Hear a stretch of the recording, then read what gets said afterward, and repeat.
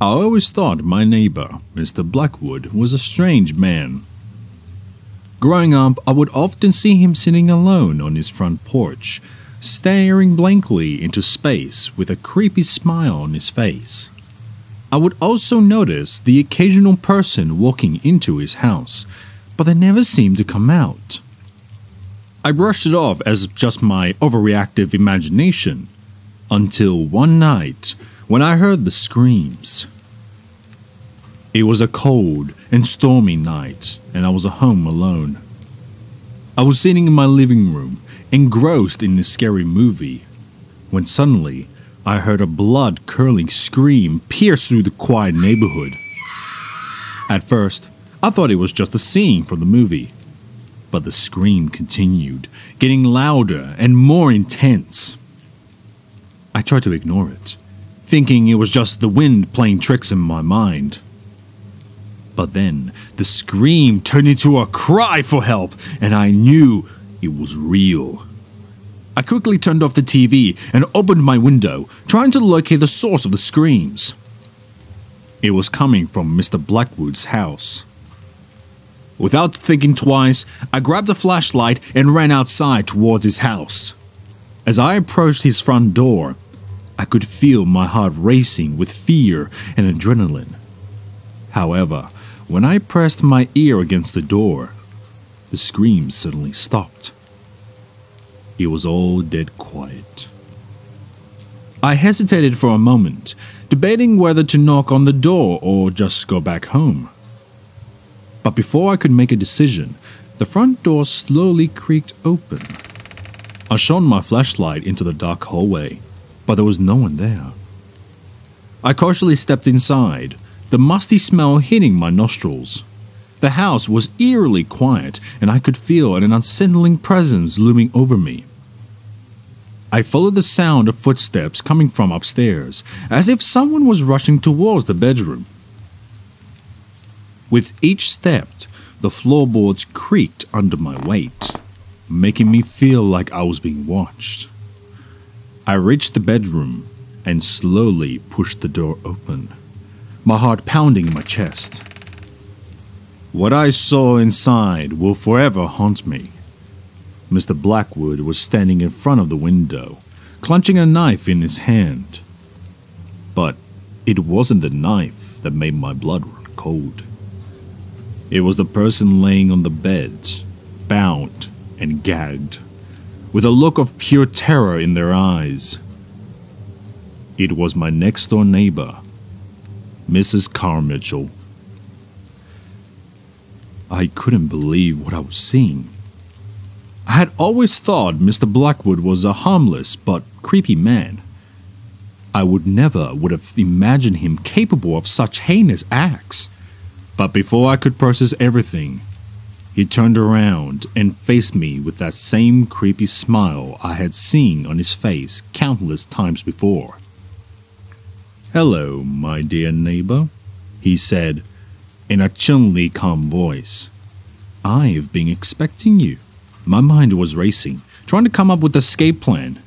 But before I could move, he lunged towards me with a knife. I let out a scream and ran out of the room as fast as I could. I could hear his heavy footsteps chasing me after as I sprinted down the stairs, almost tripping in the process. I could feel his presence looming close behind me, his crazed laughter echoing through the house. I finally reached the front door and flung it open, running out into the storming night. I could hear him shouting and cursing behind me, but I didn't dare to turn around. I ran all the way to my house, my heart pounding in my ears. I locked all the doors and windows, trying to catch my breath and make sense of everything that had just happened. I couldn't believe my neighbor was a deranged murderer. I should have trusted my instincts all those years ago. But the horror wouldn't end there. For the rest of the night, I could hear strange noises coming from Mr. Blackwood's house. I could hear footsteps pacing around, doors slamming shut, and even more screams. And then, it all finally stopped.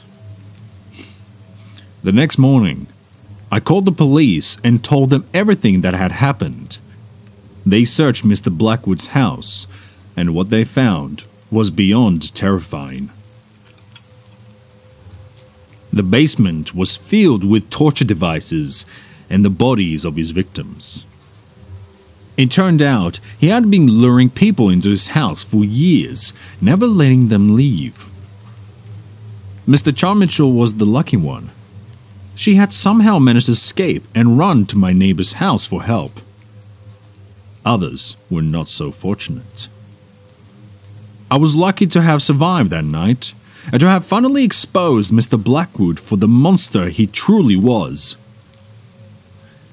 But even though he was behind bars, I couldn't shake off the feeling that something was still not right. I would often catch glimpses of Mr. Blackwood staring at me through the prison bars, that same creepy smile never leaving his face. I couldn't help but wonder if it was still somehow haunting me from beyond the grave. But the worst of it all was the nightmares.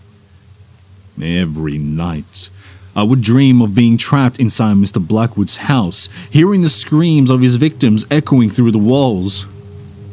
I would see his face, twisted into that same twisted smile as he chased me after with a knife. I became paranoid, constantly checking my locks and looking over my shoulder. I couldn't shake off the feeling that he was still out there, lurking in the shadows, waiting to strike again. It wasn't until I moved away from that neighborhood and started therapy that the nightmares had finally stopped. To this day, I still shudder at the memory of that stormy night and the horrors that took place in my neighbor's house. It goes to show, you may never truly know what's hidden behind closed doors, and the people you think you know may be hiding dark secrets. Trust your instincts, because you never know. The creepy neighbor next door may be far more dangerous than you could ever imagine.